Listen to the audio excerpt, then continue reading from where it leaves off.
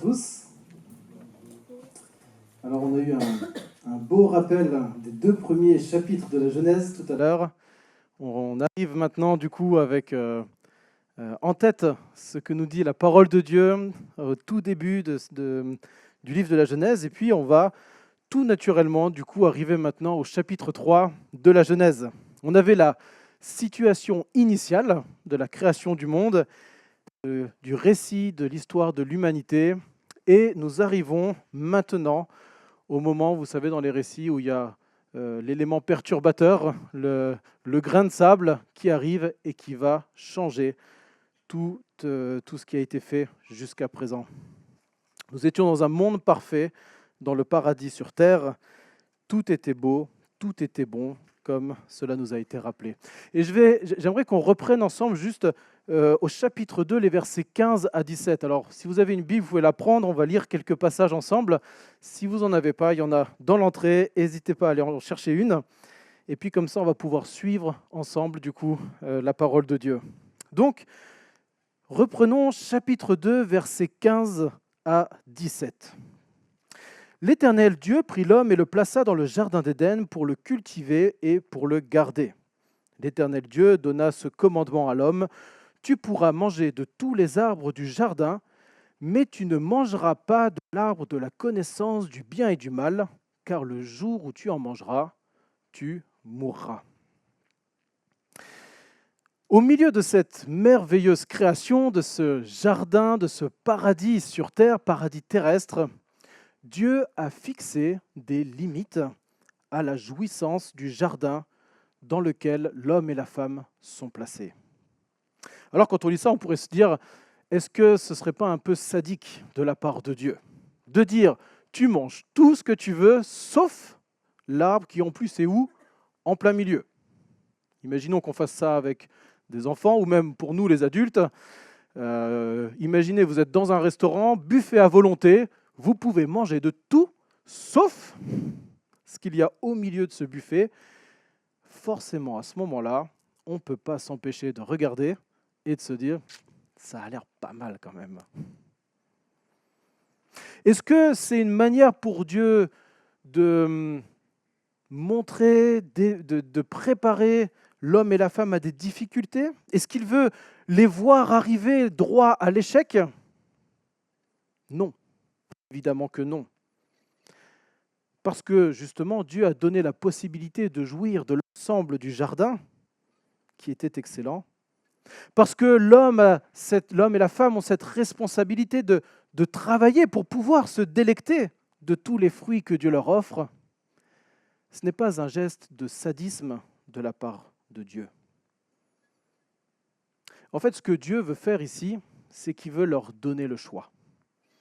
Et c'est une situation qui peut nous sembler particulière, mais sans choix, il n'y a pas de liberté. Et la liberté permet de pouvoir manifester réellement notre amour. J'aime utiliser cet exemple. Imaginons que je suis marié à une épouse qui s'appelle Chloé, 13 ans de mariage, et on se dit, 13 ans de mariage ? 13 ans de mariage, c'est ça 13 ans de mariage, et puis on dit, ah bah dis donc, ta femme elle t'aime. Ah bah oui, ma femme elle m'aime, mais en fait peut-être que ce que vous ne savez pas, c'est que ma femme elle est attachée au pied du lit et elle n'a pas le droit de sortir de la chambre. Est-ce qu'on peut vraiment parler d'amour ? Non. Qu'est-ce qui fait que je sais que ma femme m'aime depuis 13 ans ? C'est qu'elle a la possibilité de partir si elle le souhaite. Ce ne serait pas forcément ce que Dieu voudrait, mais il y a cette liberté, un moment, de pouvoir dire à son mari, écoute, tout s'arrête maintenant. Et comme je sais qu'elle fait le choix de persévérer, et elle persévère vraiment, dans l'amour pour moi, il faut de la persévérance, eh bien je suis convaincu et persuadé qu'elle m'aime. La liberté que Dieu est en train d'offrir à Adam et Ève ici est une manière de leur montrer qu'ils ont la possibilité de ne pas l'aimer. Et donc, s'ils choisissent de rester fidèles à Dieu, s'ils choisissent finalement de ne pas prendre ce fruit, alors ils vont démontrer véritablement leur amour pour Dieu. parce que Dieu leur laisse la liberté de pouvoir faire un autre choix. En fait, Dieu dit à Adam et Ève, vous avez la possibilité de ne pas me faire confiance si vous voulez. Vous pouvez vous soustraire à mon autorité. Moi, je sais ce qui est bon pour vous. Faites-moi confiance. Mais si vous voulez faire votre propre choix, votre propre vie, vous pouvez le faire. Par contre, je vous dis tout de suite les conséquences. Le jour où vous en mourrez, le jour où vous en mangerez, vous mourrez.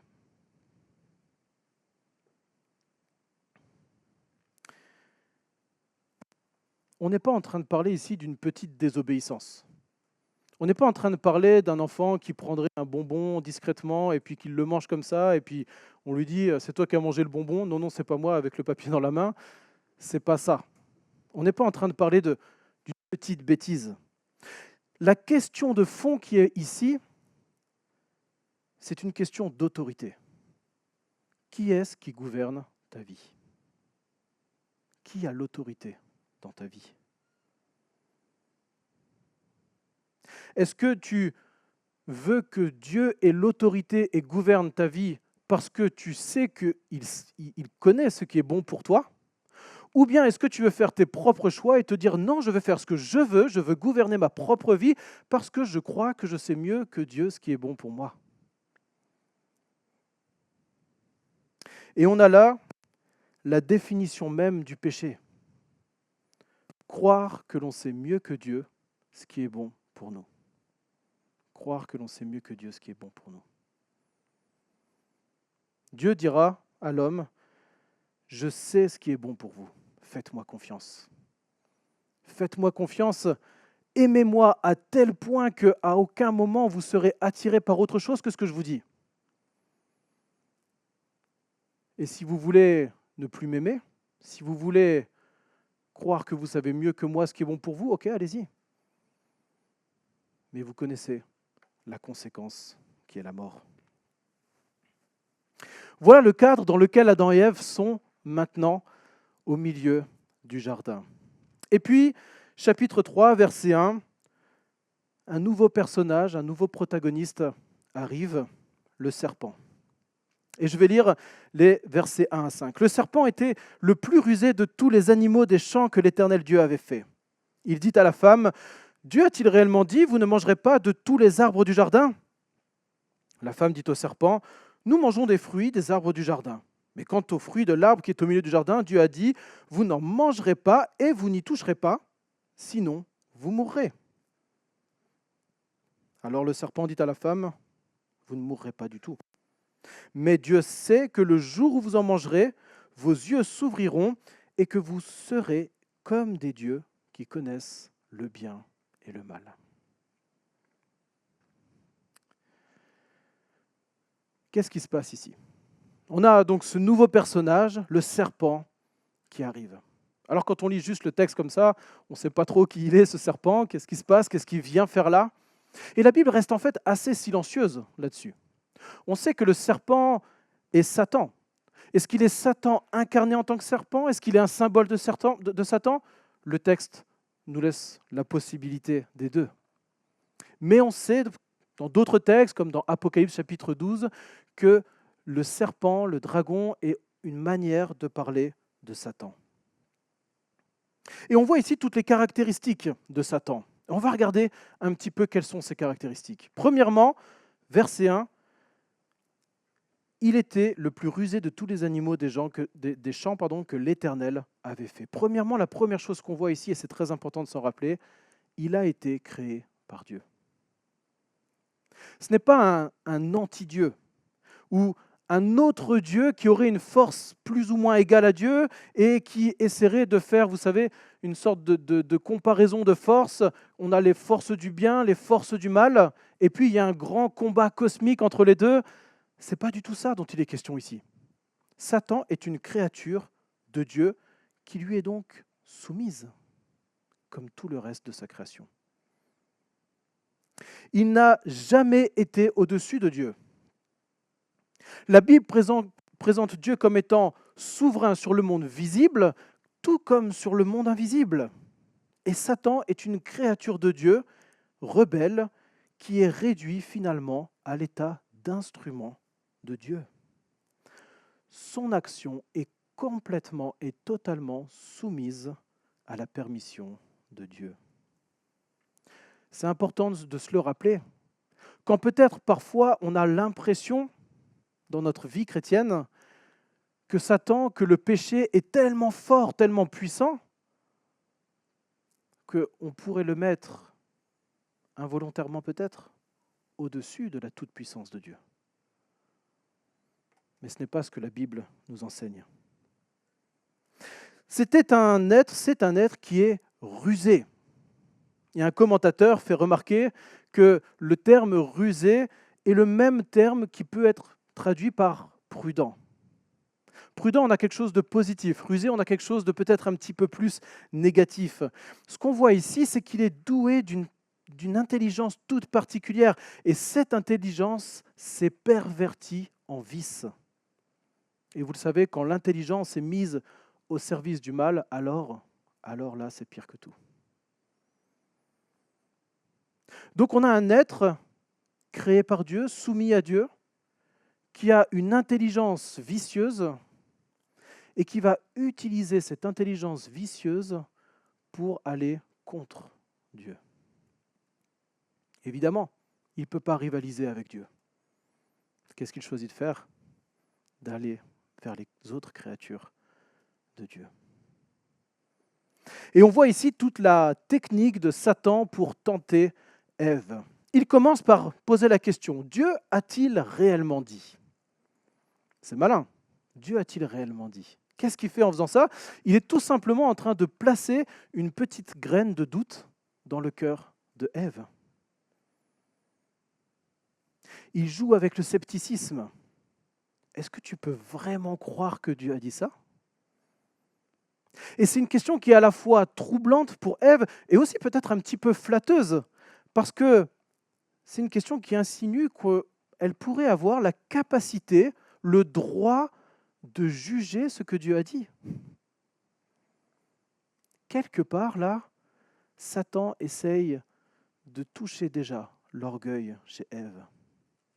Et c'est une question qui est trompeuse aussi parce qu'elle sous-entend, elle insinue que Dieu serait un rabat-joie. Est-ce que tu es sûr vraiment que Dieu a dit que tu n'as pas le droit de toucher à ça? Comme si Dieu serait un trouble-fête qui impose de ne pas avoir le droit d'eux.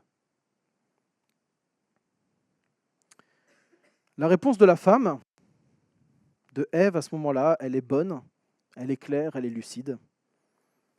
Et elle redonne les paroles de Dieu. Elle répond, « Nous mangeons du fruit des arbres du jardin, mais quant au fruit de l'arbre qui est au milieu du jardin, Dieu a dit, vous n'en mangerez pas et vous n'y toucherez pas, sinon vous mourrez. » Alors elle répète ce que Dieu a dit, enfin presque. Vous avez remarqué la petite différence entre ce que Ève est en train de dire et Genèse chapitre 2, versets 16 et 17? Elle rajoute à ce que Dieu a dit, vous n'y toucherez pas. Dieu n'avait pas dit ça. Pourquoi est-ce qu'elle rajoute ça? Je ne sais pas. Mais ce que je remarque ici, c'est qu'elle a modifié la parole de Dieu. Et en modifiant la parole de Dieu, elle ouvre un petit peu plus son cœur à la tentation de Satan. Elle aurait pu répondre avec force, avec conviction, « Non mais ça ne va pas la tête, tu te prends pour qui? Dieu, mon Créateur, notre Créateur, nous a mis au milieu de ce jardin, de ce paradis merveilleux, on manque de rien, il est avec nous, on peut se balader avec lui tous les jours. J'ai un mari qui m'aime, moi je l'aime, on est enivré de joie et d'amour de Dieu. J'ai une confiance absolue en Dieu. Et toi, tu viens et tu me demandes, est-ce que Dieu... Non mais tu te prends pour qui? On aurait aimé qu'elle dise ça. Hein. Bon, sûrement avec d'autres mots, hein, ça c'est les miens.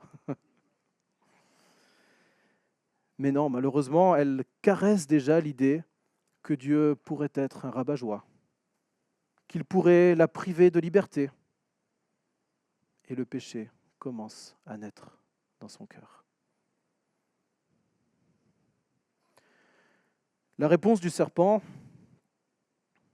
vous ne mourrez pas du tout. Verset 4. Et là, on n'est plus dans la mise en doute, on est clairement dans le mensonge. Et voilà le premier mensonge que l'on voit de Satan ici, qui est de remettre en question le jugement de Dieu. Et remettre en question le jugement de Dieu, c'est du coup éliminer les conséquences de notre rébellion contre Dieu. Il dit, Dieu sait que le jour où vous en mangerez, vos yeux s'ouvriront. Il est en train de manipuler. John Stott a dit, une des occupations favorites du diable, c'est de faire les choses permises par Dieu comme fades et celles qui sont défendues ou prohibées comme attrayantes. Satan va essayer d'inverser les choses.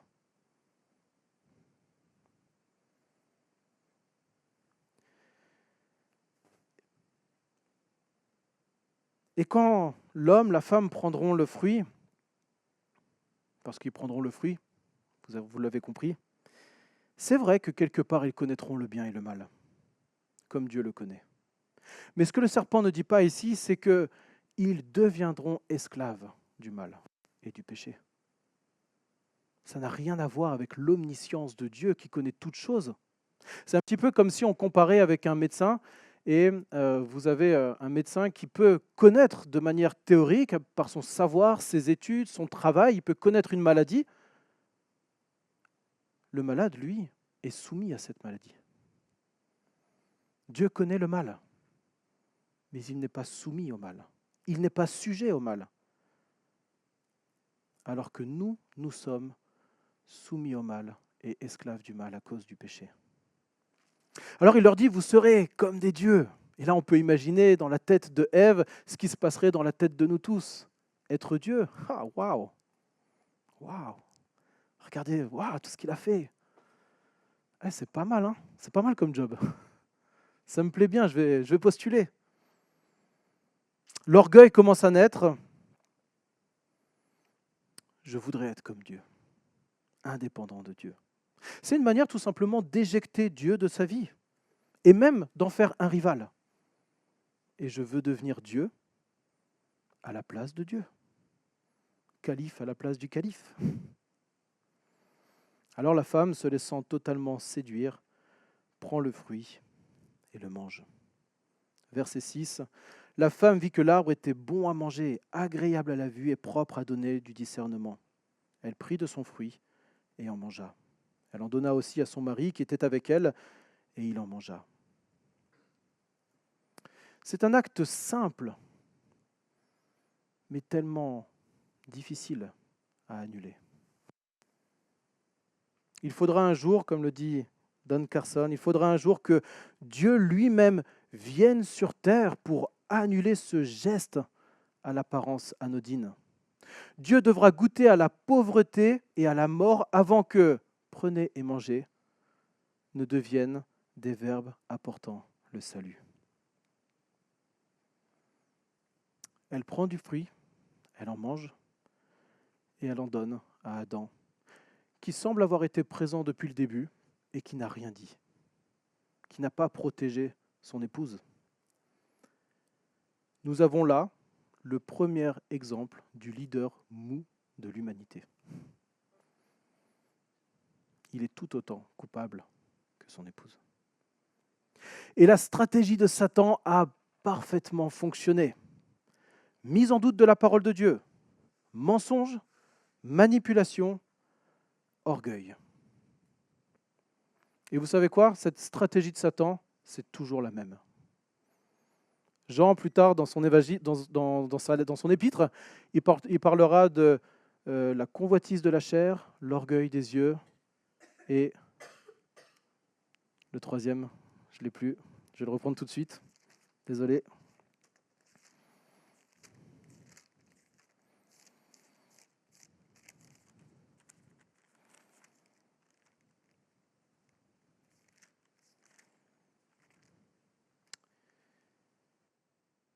La convoitise de la chair, la convoitise des yeux et l'orgueil de la vie. Pardon, je me suis trompé.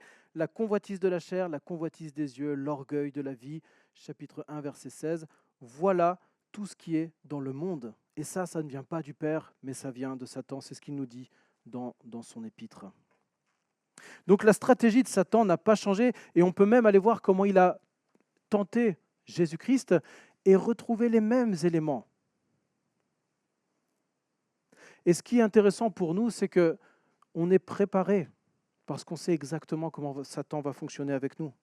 Et nous pouvons discerner la stratégie de l'ennemi pour pouvoir mieux nous battre contre l'ennemi. Et Satan va essayer de mettre le doute en nous. Il va le faire.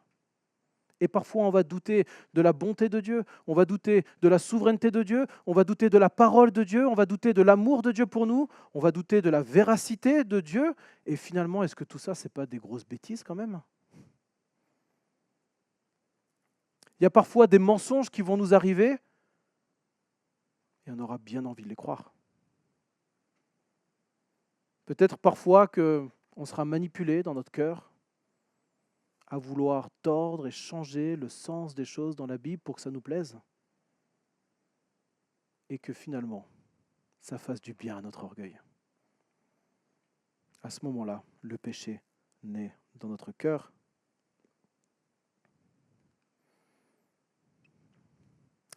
Qu'est-ce qui se passe après la chute ?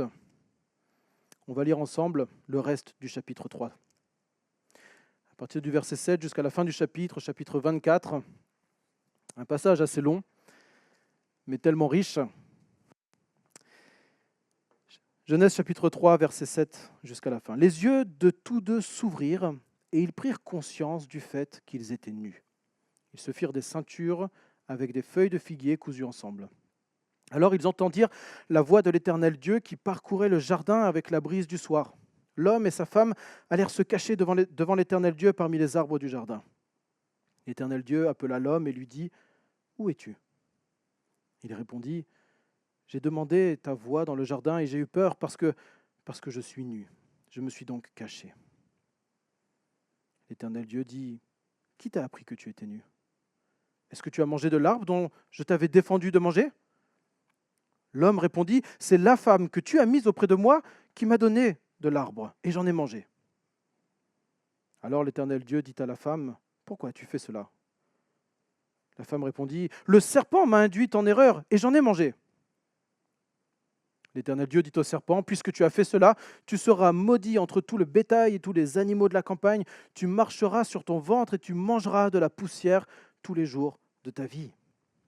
Je mettrai inimitié entre toi et la femme, entre ta descendance et sa descendance. Celle-ci t'écrasera la tête et tu lui écraseras le talon. » Il dit à la femme : « Je rendrai tes grossesses très pénibles. C'est avec peine que tu accoucheras. Tes désirs se porteront vers ton mari, mais il dominera sur toi. » Il dit à l'homme : « Parce que tu as écouté la voix de ta femme et que tu as mangé de l'arbre dont je t'avais défendu de manger, le sol sera maudit à cause de toi. C'est avec peine que tu en tireras ta nourriture tous les jours de ta vie. Il te produira des chardons et des broussailles, et tu mangeras l'herbe de la campagne. C'est à la sueur de ton visage que tu mangeras du pain, jusqu'à ce que tu retournes dans le sol d'où tu as été pris, car tu es poussière, et tu retourneras à la poussière. » L'homme donna à sa femme le nom de Ève, car elle était la mère de tous les vivants. L'Éternel Dieu fit à Adam et à sa femme des habits de peau, dont il les revêtit. L'Éternel Dieu dit : « Maintenant que l'homme est devenu comme l'un de nous pour la connaissance du bien et du mal, évitons qu'il tende la main pour prendre aussi de l'arbre de vie, en manger et vivre éternellement. » L'Éternel Dieu le renvoya du jardin d'Éden pour qu'il cultive le sol d'où il avait été tiré. Après avoir chassé l'homme, il mit à demeure à l'est du jardin d'Éden Rubin et la flamme de l'épée qui tournoie pour garder le chemin de l'arbre de vie. Waouh! Chamboulement, raz-de-marée, tsunami. Qu'est-ce qui se passe maintenant? Première chose qu'on voit, c'est que les yeux de tous les deux s'ouvrent. Et leur vision est complètement différente. Ce n'est pas leur corps qui a changé. Les choses n'ont pas changé. Ils voient exactement la même chose, mais leur regard sur ces choses a changé. Et comme ils se sont révoltés contre Dieu, ils sont devenus impurs et leur regard est devenu impur. Dans le Nouveau Testament, Paul dira à Tite, « Tout est pur pour ceux qui sont purs, mais rien n'est pur pour ceux qui sont souillés et incrédules. » Voilà ce qui se passe dans leur regard. Le péché rend toutes les belles choses que Dieu a fait souillées.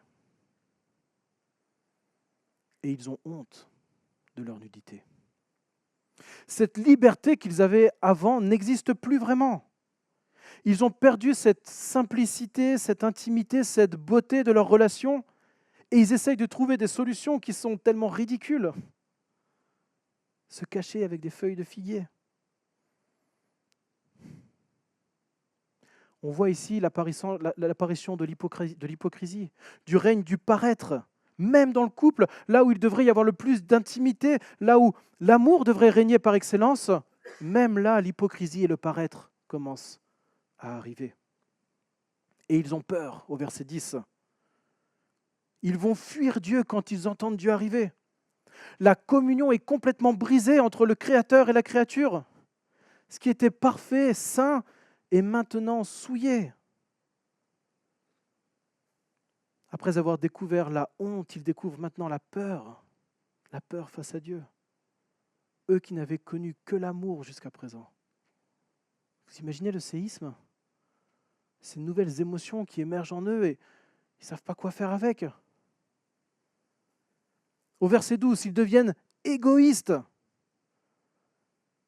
Quelle est la réponse de Adam quand l'Éternel vient vers lui et qui lui a dit « Mais qu'est-ce qui s'est passé? Qui t'a appris que tu étais nu? Est-ce que tu aurais mangé de l'arbre que je t'ai défendu de manger ?» C'est pas moi, c'est l'autre. Ça nous fait presque sourire, mais c'est terrible de ne même pas avoir le courage de reconnaître devant Dieu le mal qu'on a fait. On est tellement prompt à dire que c'est de la faute de l'autre.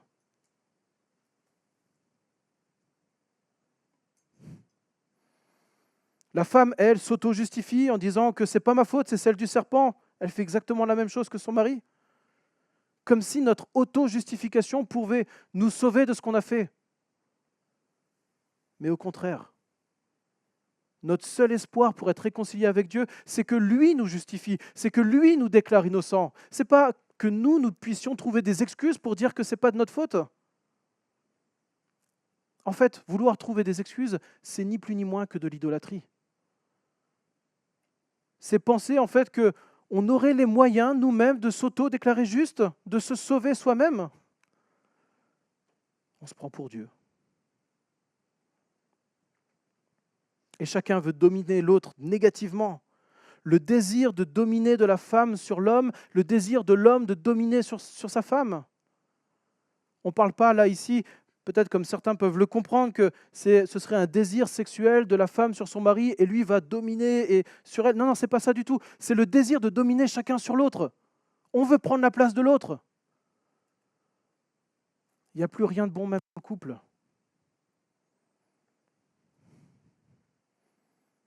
Et puis il y a la difficulté de l'accouchement pour Ève qui arrive. Vous vous rappelez ce que c'était le premier commandement qui avait été donné ? Multipliez-vous. Même l'obéissance au commandement de Dieu devient pénible. Et puis dans les condamnations, dans les jugements qu'on voit, le travail devient difficile.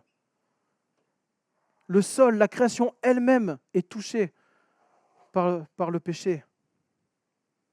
Et le deuxième commandement de Dieu, qui est de prendre soin de la terre, devient lui aussi pénible, difficile, soumis à la douleur.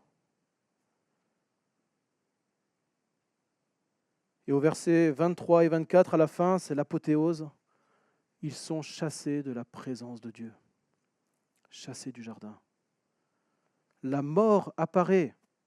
Tu es poussière et tu retourneras à la poussière. La mort physique apparaît. La mort spirituelle, cette séparation d'avec Dieu, cet éloignement de Dieu, ils n'ont même plus accès à cet endroit, à ce paradis où ils pouvaient marcher main dans la main avec Dieu. La communion est brisée.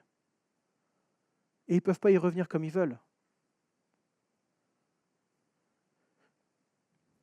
L'arbre de vie, le deuxième arbre qui était au milieu du jardin, qui leur permettait de pouvoir avoir accès à cette vie avec Dieu, cette vie éternelle avec Dieu, il a disparu de leurs yeux.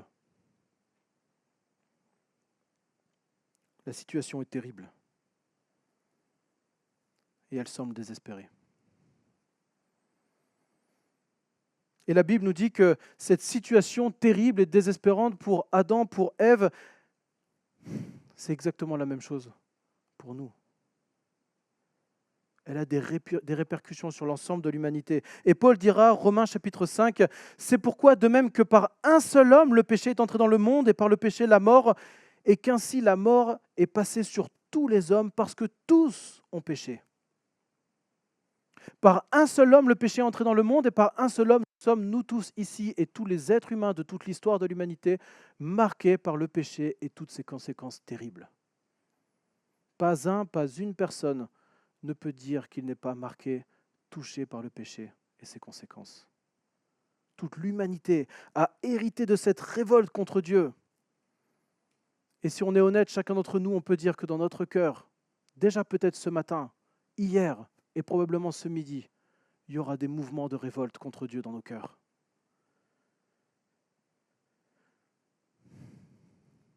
C'est le salaire du péché, c'est la mort. Et on est responsable de ça. Ce n'est pas uniquement la faute de Adam qui nous vient dessus. Non, non. À un moment où les Israélites pouvaient dire « Oh Dieu, c'est toi qui es responsable de tout le mal qui nous arrive », Dieu leur répond à travers un psaume de Moïse dans Deutéronome, chapitre 32, où Moïse donne ce psaume de louange, il dit « Il est le rocher, son œuvre est parfaite », il parle de Dieu évidemment, « car toutes ses voies sont équitables. C'est un Dieu fidèle et sans injustice. C'est lui qui a le juste droit. S'ils se sont corrompus, il parle du peuple, ce n'est pas lui, mais ses fils qui sont à blâmer. Ce n'est pas Dieu qui doit être blâmé pour le mal qui existe dans le monde. Nous sommes responsables de ça, tous autant que nous sommes. » Alors ce texte qui a été écrit il y a des milliers d'années nous concerne directement. Et on pourrait s'arrêter là et se dire il n'y a plus aucun espoir.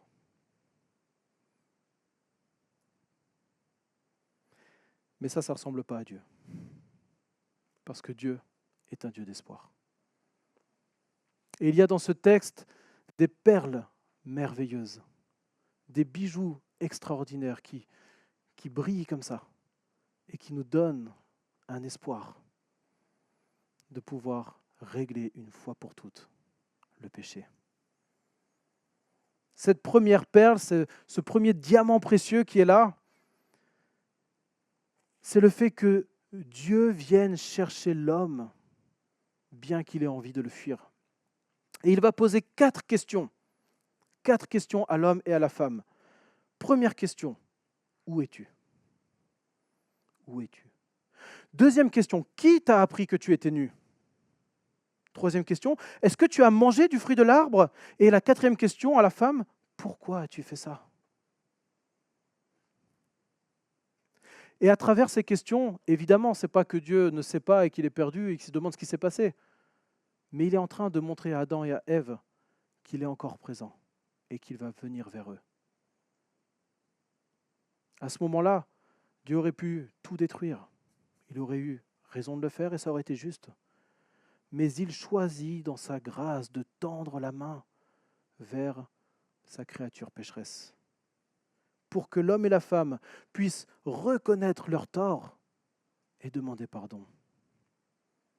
Je ne sais pas si ça vous est déjà arrivé de blesser quelqu'un énormément et que cette personne, à un moment, revienne vers vous et vous donne l'opportunité de pouvoir rétablir la relation, demander pardon. C'est magnifique quand on peut vivre ça. C'est exactement ce que Dieu est en train de faire ici. Où es-tu, Adam ? Ce « où es-tu » il est extraordinaire. Et je me souviens d'un prof à l'Institut biblique qui nous disait ce « où es-tu » c'est un petit peu comme si on pouvait, c'est un lien hypertexte, si on double-clique dessus, c'est tout le reste de la Bible qui s'ouvre. Tout le reste de la Bible est résumé par cette question de Dieu à l'être humain. Où es-tu ? Parce que dans notre misère, à cause de notre péché, Dieu va choisir dans sa grâce de venir nous chercher. Et il va me dire, Mathias, où es-tu ? qu'est-ce que je choisis de faire? Qu'est-ce que je choisis de répondre à ce « où es-tu » de Dieu, à cette main tendue de Dieu? Est-ce que je veux fuir comme l'a fait Adam? Ou bien est-ce que je saisis cette main tendue de Dieu pour lui demander pardon et pour me repentir? La deuxième perle précieuse, le deuxième diamant brillant, on est au verset 15. Et on va le relire, ce verset qui est si merveilleux. Ce verset, il faut le connaître par cœur. Quand Dieu est en train de parler au serpent, qu'il vient de condamner juste avant, première condamnation, il va dire « tu vas ramper sur le sol ». Voilà, peut-être une manière de montrer de cette valeur qu'il va perdre. Et en même temps, verset 15, regardez, « Je mettrai inimitié entre toi, le serpent, entre toi, Satan, et la femme, entre ta descendance et la descendance de la femme. Celle-ci t'écrasera la tête, et toi, tu lui écraseras le talon. » C'est une mystérieuse promesse qu'on a là. Très peu d'éléments qui nous permettent de le comprendre ici.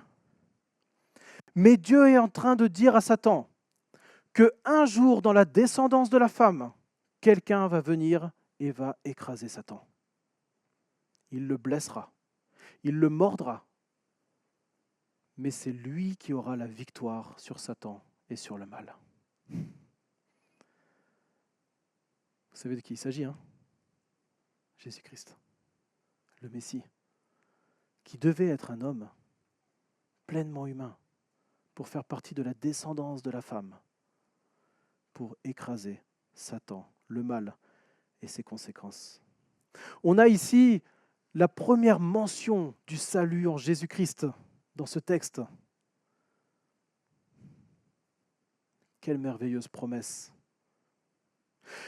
Le troisième diamant qu'on voit, c'est quand Dieu prend soin de Adam et Ève. Il voit bien que leurs habits sont ridicules, avec des feuilles, non mais c'est bon. Alors qu'est-ce qu'il fait? Il leur fait des habits de peau. Alors on pourrait se dire c'est chouette, c'est du cuir, ça tient bien, c'est super, cuir de vachette, de je sais pas quoi. Mais ça va bien plus loin que ça. Parce que pour que Dieu habille Adam et Ève, il a dû tuer des animaux, on est d'accord? Il a fallu que le sang coule pour couvrir la honte du péché. Le sang a coulé pour couvrir la honte du péché. Bien plus tard, l'auteur de l'Épître aux Hébreux dira « Selon la loi, presque tout est purifié avec du sang, et sans effusion de sang, il n'y a pas de pardon. » Alors vous voyez, dans ces habits de peau qui peuvent paraître presque anodins, Dieu est en train d'annoncer quelque chose. Un jour, le sang va couler pour couvrir la honte, non pas seulement de notre nudité, mais la honte qui est liée au péché. Cette mystérieuse promesse de Genèse 3,15.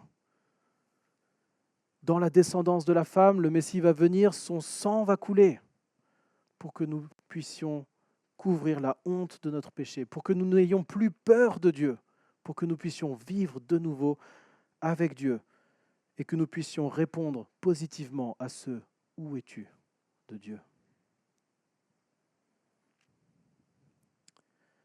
Et la dernière des perles qu'on voit ici, à travers ces habits de peau qui sont faits, c'est que les efforts humains devant Dieu, ça ne sert à rien. Ils ont essayé de s'en sortir par eux-mêmes, mais ça ne sert à rien. Et vous voyez, Dieu, il ne va pas les laisser se débrouiller, mais au contraire, il va intervenir. Et dans le Nouveau Testament, Paul écrira aux Éphésiens, c'est par la grâce en effet que vous êtes sauvés, par le moyen de la foi. Ça ne vient pas de vous. Ce n'est pas vous, avec vos petits efforts, qui pouvez obtenir le salut que je vous offre, mais cela vient de Dieu. Ce n'est pas par les œuvres pour que personne ne se glorifie. C'est Dieu qui accomplit le salut pour nous tous en Jésus-Christ. Alors pour conclure face à ce texte, j'aimerais vous proposer 3 applications concrètes. La première chose, c'est que ce texte nous montre une rébellion volontaire de notre part à tous face à Dieu.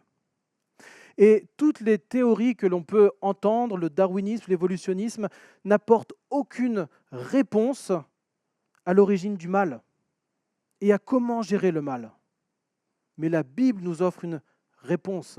Le mal vient de notre orgueil de vouloir être Dieu à la place de Dieu, de penser que nous savons mieux que Dieu ce qui est bon pour nous. Alors ce texte nous amène à prendre conscience, avant toute chose, devant Dieu, que nous sommes marqués par le péché. Et que, par conséquent, nous avons tous besoin de la rédemption de Dieu. Personne ne peut prétendre qu'il n'a pas besoin du pardon de Dieu. Et ce texte nous amène à nous poser la question, devant Dieu, est-ce que j'ai conscience de mon péché et de mon besoin d'être sauvé de ce péché par Dieu? La deuxième chose que ce texte nous dit, c'est que le péché, le mal, n'est pas juste quelque chose qui se passe entre nous. Ce n'est pas juste un problème horizontal à l'échelle humaine. Mais tout péché est d'abord et avant tout contre Dieu lui-même. Et même David l'avait compris quand il a péché avec Bathsheba, il a commis un adultère, un meurtre, un enfant est mort à cause de ce péché. Au psaume 51, quand Nathan vient le voir pour dénoncer le péché, qu'est-ce qu'il commence par dire ? J'ai péché contre toi, Seigneur, et contre toi seul. Il avait conscience que son péché était d'abord et avant tout tourné contre Dieu, et que les conséquences après, sur les autres, étaient là, bien sûr. Mais la repentance à Dieu devrait être une sainte habitude du chrétien. Quelqu'un me disait souvent, une journée sans repentance n'est pas une journée sans péché, mais c'est une journée où tu n'as pas appelé péché ce qui est péché.